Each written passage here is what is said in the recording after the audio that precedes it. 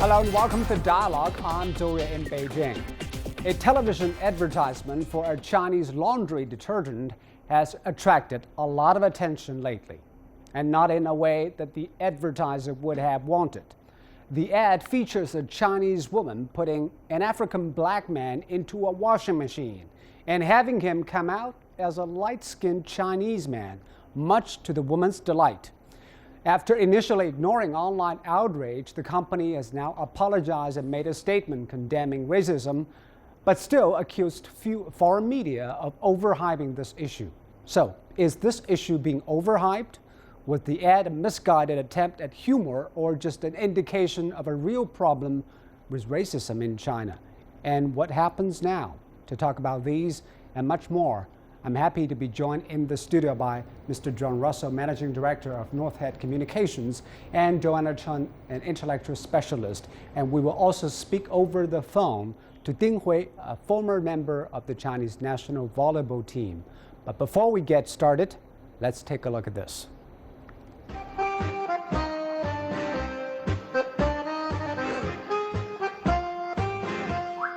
This is a commercial for China's Qiaobi laundry detergent, not a very famous brand. A Chinese woman shoves the product into a black worker's mouth in the midst of their flirting, before suddenly pushing him into a washing machine. What outraged many international viewers online is that when she reopens the machine, a pale Asian man emerges instead, to the woman's delight. The advertisement has been airing in China since at least April, but it only began to cause a sensation last week when it went viral on foreign social network sites. BBC and CNN have slammed it as blatant racism, with many netizens, both Western and Chinese, saying they are appalled and can't believe what they see. We showed the ad to some passerbys on the Chinese street, most instantly condemned it as racist. This is too much. What if a foreign laundry ad washed off the skin color of an Asian guy and turned him white? That would be unacceptable to us. Many Chinese companies fail to understand the sensitivity of racism. It's a shame, but it's common in China.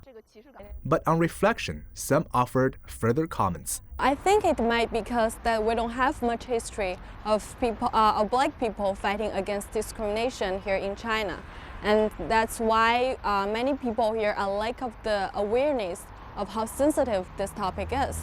But of course, it doesn't mean that Chinese people are against the idea that everyone is equal and should be respected. Adding to the controversy is the fact that the commercial is almost a complete reproduction of an Italian detergent brand aired 9 years ago. Same music, similar plot. The only difference is that the Italian product turns a white guy black. Infringing intellectual property rights is one thing to be criticized, but some Chinese netizens also questioned why the skin color can only change one way. Like in any country, Chinese law on advertisement bans discriminative content based on religion, gender, race, and ethnicity. But how this particular case got the approval from the Chinese government to be broadcasted and how the authorities will respond remains to be seen. So about this particular ad, first of all, what do you think of the ad? A black man is put in a washing machine and come out with a lighter color. Some say it is an attempt to be fun, and the others say, well, to equating a particular skin color with something associated with filth and dirt, it's simply abominable and inexcusable. What do you think, John? Well, certainly as the reaction has occurred internationally, for many people looking at it, it comes across as unacceptable. And it really makes a few points, I think, what's happened over the last week about the communications. First of all, there's no such thing as a local advertisement in the age of social media. Two, I think it is particularly the timing of this is interesting because events in North America, Europe, with regard to discrimination and so on. It's in the news. It's in the media cycle. But you also believe that this advertisement was meant to be consumed by local people, not international audience. Well, this is, I think, the Chinese communication industry, as it moves out, as companies move out, this is on a learning curve of not only the sensibilities of China, but also what is the broader implication for, and the impact of that company's reputation and China's reputation, because it's been brought into a global story. But do you believe this is simply a bad taste commercial production, or there is racist undertones? Well, this is where there's a difference between motivation for the producers and the sensibilities of people who watch it. And you know, the cornerstone of communications is essentially how will the audience see it and respond to it. Here in China, but even as the interviews, there is a changing pattern there. As China, the market matures, as advertising matures, but certainly that sensibility wasn't there that it could be released internationally without causing a furor. Joanna, what's your take? Do you think it is a sensitivity issue or a racist issue? I think it's both. It is quite amusing to see such a blatantly racist and also sexist advertisement is so alarming and disappointing in many ways. If you think China has experienced economic power, you would have imagined Chinese advertiser would have equipped themselves to create something culturally sensitive, politically correct, and professionally intelligent ad. But this one is no excuse of very bad advertisement for China as a whole. Do you believe that the motivation of the commercial makers is to ridicule a different race? I don't believe that, actually. I actually have a sense of they're totally innocent. I feel China is maybe powerful economically, but professionally, from the advertising point of view, I think they are just, they're blatantly, just downright ignorant in a way. How can an advertising agency doing a global ad allow such a statement to be out? And I think I cannot be so forgiving as John. You cannot produce things like this to arouse public anguish, you see. We have another guest on the line, Mr. Dingu. He is a former member of the Chinese National Volleyball Team and was the first Chinese national with black African ancestry to be selected for a national team here in China. He currently attends university in Florida, where we will speak to him via telephone today. Good morning, Dingu. Hey, good morning. How are you guys doing? What do you think of this detergent advertisement in the first place? I thought it was a crazy idea for this company to make this kind of commercial, as a profitable business company. From my understanding, the bottom line is at least you understand that you have a social responsibility. On the other hand, this company is not going to make it's not going to make the products any better by making fun of this person who has a dark skin. But do you believe this is a racist value to the core? I think so. I thought that it was discriminating and unethical. It was really unethical.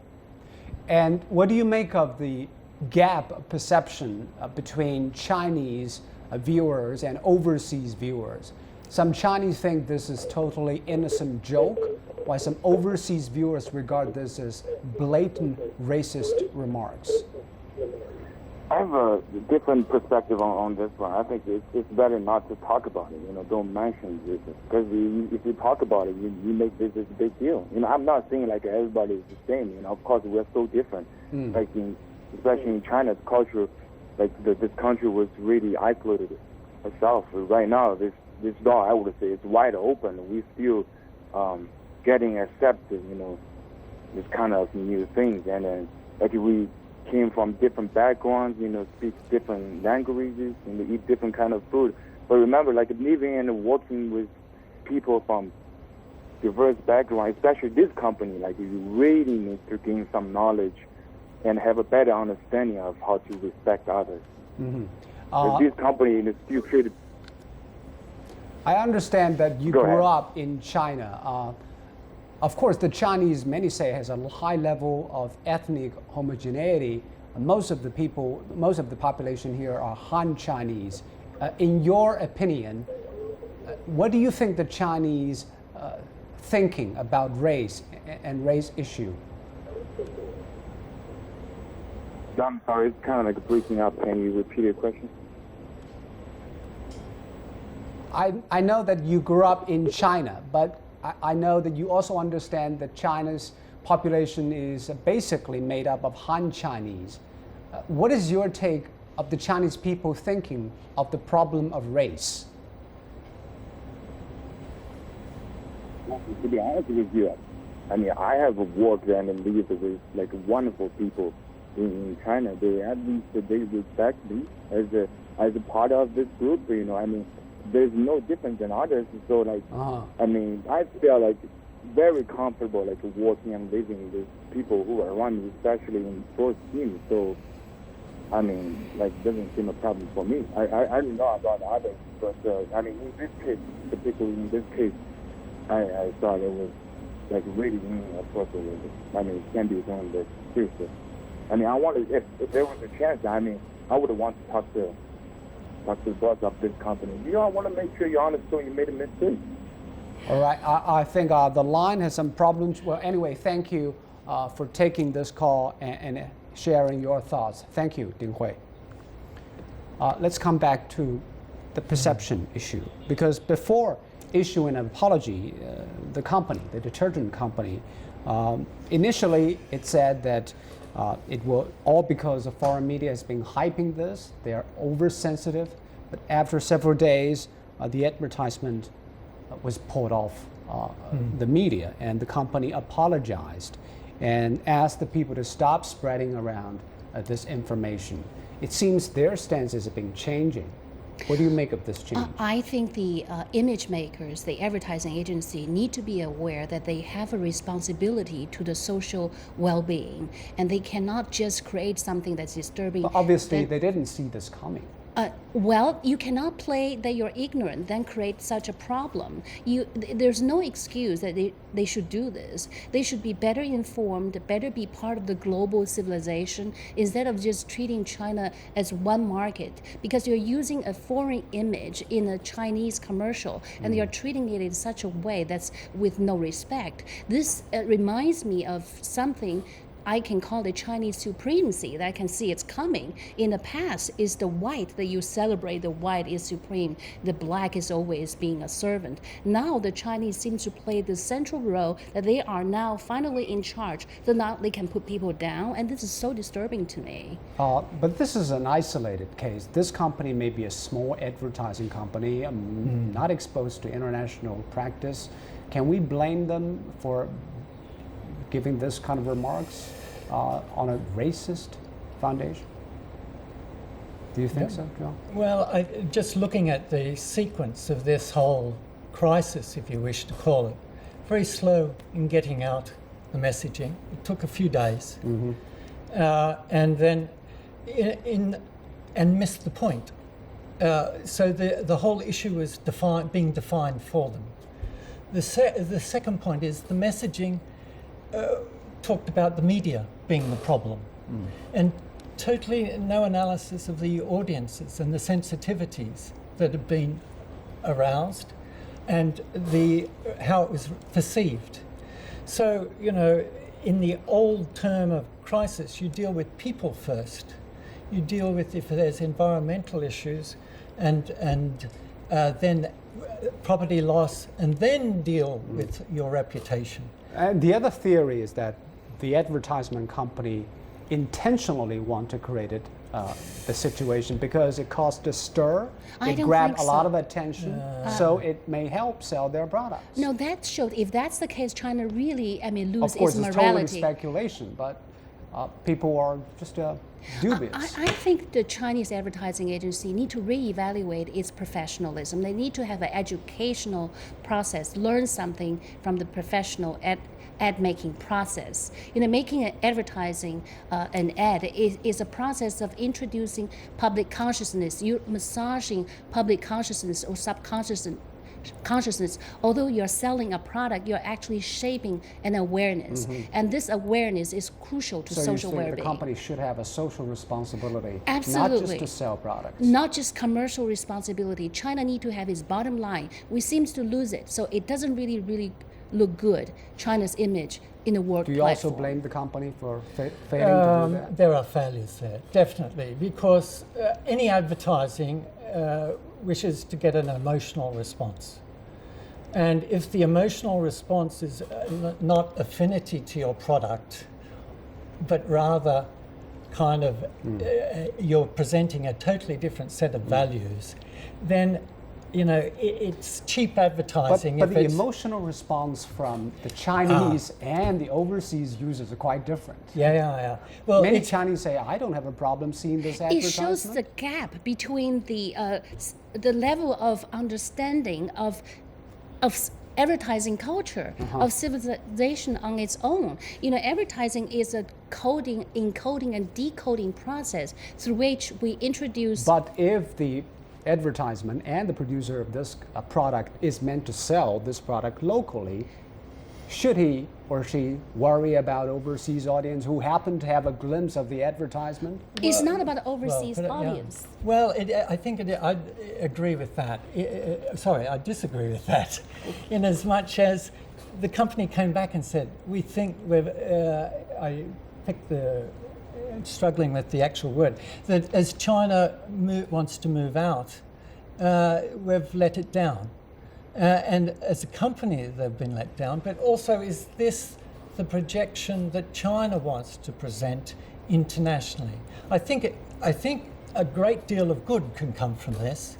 If there's learning in the advertising industry, if there's people with products, then all right, one, there's no such thing as local advertising. You've got to have everything can go global. Okay. Thank you very much. We'll come back to more discussions on this advertisement. You've been watching Dialogue here on CCTV News. Don't go away. We'll be right back.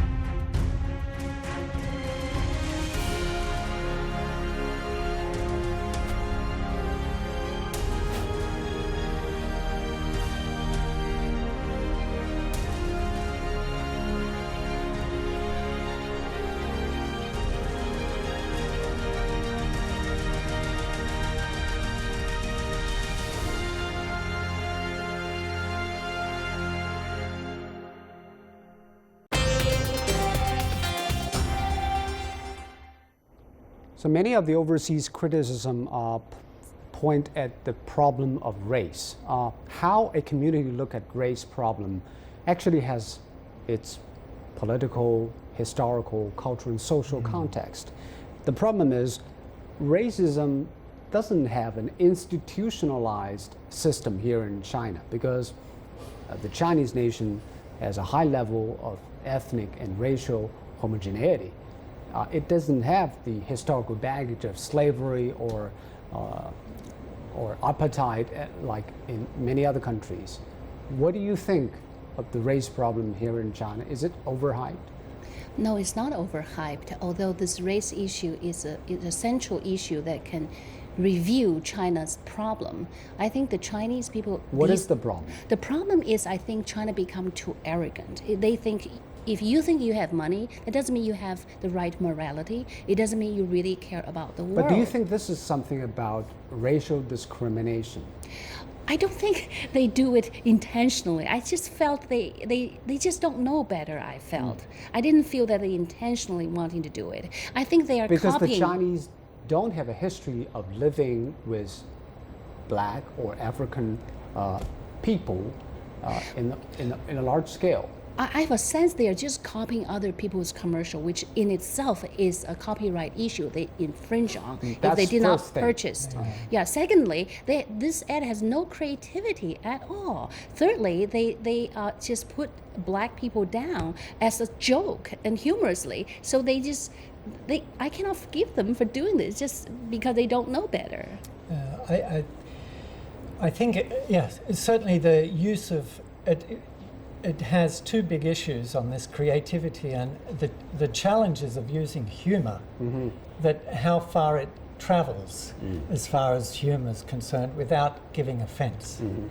Also, any society has fault lines, social fault lines.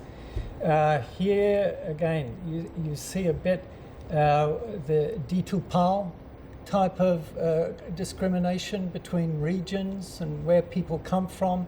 Also, the traditions of the farmer and so on versus the middle class. The divide between urban and rural, between educated and uneducated. And those for every society has fault lines. That then it's a matter of how it manages those fault lines without it creating disturbances or discrimination. But here, it has a lot to do with how the Chinese people view the issue of color and colored people. Because ethnically, here in China, many people regard having light-skinned, fair-skinned to be the epitome of beauty. Here in China, we say, 一白遮百丑, one white covers 1,000 defects. So it seems we associate white with being pure and good looking, while dark and black was not so good looking and filthy. Yeah, that standard of beauty has remained throughout the centuries, although a lot of other standard of beauty has shifted. But this skin issue, fair skin, is still the top one to keep. So you don't think this ad is more meant to be consumed in this way because black and white means different things aesthetically, not racially? I think partially they meant that. That's why they use this color as a creative scheme. But they step on a landmine and they just did not know it better, I felt. I wish that's the scenario. But I don't think they should be innocently doing things like this. I mean, without doing research. A good advertiser is you study your demographics. You complete the process of communication by providing the signifier that your audience can interpret. So the social grammar that's being embedded in this particular process is not complete. You've been involved in advertising and public relations industry for many years. As an insider, what do you think an advertisement company should do when putting out a commercial like this involving people of different races, different nationalities? I think the first thing they should do is to do... Should they have a focus group to study whether this is appropriate? Very suitable? good. Focus group is one research. Another one is perhaps to just study from the previous case and do a case-by-case comparison. But most importantly is the cultural sensitivity that must be there before you execute any professional product production. And I always encounter new market repositioning when I was in New York City doing all these ads, transforming them from the English into a Chinese one. The number one issue is to study the psychology of the Chinese and then study their new behavior. We must be carefully studying your target audience. Then you execute your message accordingly because your goal is to excite and then to create motivation, then create call for action. But this ad totally failed that. It turns us But coming back off. to John's point, probably that commercial maker was not aware that all advertisements are not local any longer. they still think it is going to be consumed by Chinese consumers who don't have much of an idea about race. So why bother? Well, I think that's exactly, and we see time and time again where the Chinese social media pick up activities, whether it's advertisements or actions internationally, and are quite free to comment on it. So as companies go out, as they become more international or have the aspirations to, everything has got to be able to travel, which makes it much more, the focus groups, the testing, to make sure that, and this creates even more challenges, to have something that is creative, distinctive, and isn't the bland. And I understand, you know, washing powders can be, there is a type of advertising that is kind of rote for these, but it has to be careful, otherwise it just bounces back. And do you think the regulator has some kind of role to play here? Oh, absolutely. I think advertising bureau, they need to have regulation in terms of governing the boundaries, that what you should step onto, what you shouldn't. I think that there seems to be laws need to be reissued here. It's definitely learning curve for the Chinese industry. But what I really want to say is, instead of saying that they don't know better, I think there is a sense of apathy or indifference. And this is what I'm most afraid of. If our image maker could care less about what the image making meaning, the significance is, then we're losing the social responsibilities, and it's all about commercial production. This is the fatal, a fatal mistake that China might be making. We just definitely need to avoid that. Do you think it is more a problem of lack of training for those commercial makers, or lack of responsibility of those companies? Both. The lack of professional understanding of what a true advertising process should be.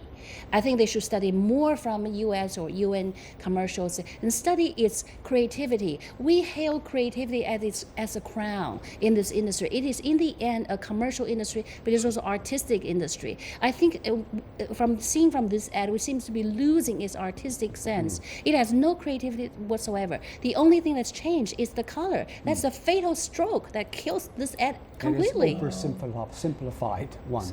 It's alarming. I take a positive. Every crisis can produce an opportunity. Yeah. Yes, and of course. if this gets people thinking in the advertising industry, but also the product people, the marketing heads of marketing, that, all right, we have to be able to do, as our industries mature, things have got to change. There's got to be a certain greater sensibility. And will this ad and will this product travel? Because ultimately that company was selling a product and its values related to the product. So you're talking not only about the industry, but also consumers. Well, yeah, well, there's also, I used the term right at the start, harked back to an earlier age. There were advertising like that 30 years ago in many countries. There were typecasting, even just, I think, discussions, a toothpaste here that was... Yes, that had portrayed a black man with white teeth. Yes, that was acceptable 30 years ago. It became unacceptable because people, as markets globalize, but as also companies wish to have a soft power, and China wishes a soft power to progress internationally, that you have to have greater sensibilities to what is perceived on the other end of the communication. Not my motivation about what I want to say, but also how it is going to be received. What do you think, Joanna, is the biggest lesson we can learn this and make things better? I think we need to learn how to live with each other, how to embrace diversity. This is a global world. We must learn from each other, and we shouldn't play it out of proportion, this black issue. It's about human issue, it's about environment issue. Let's embrace each other. Let's learn about each other's trade, and we have common goals to pursue. This ad is definitely learning. As China embrace the world more closely, it's going to be more sophisticated and more inclusive. And thank you for joining on this edition of Dialogue. I'm Joe in Beijing. Goodbye for now.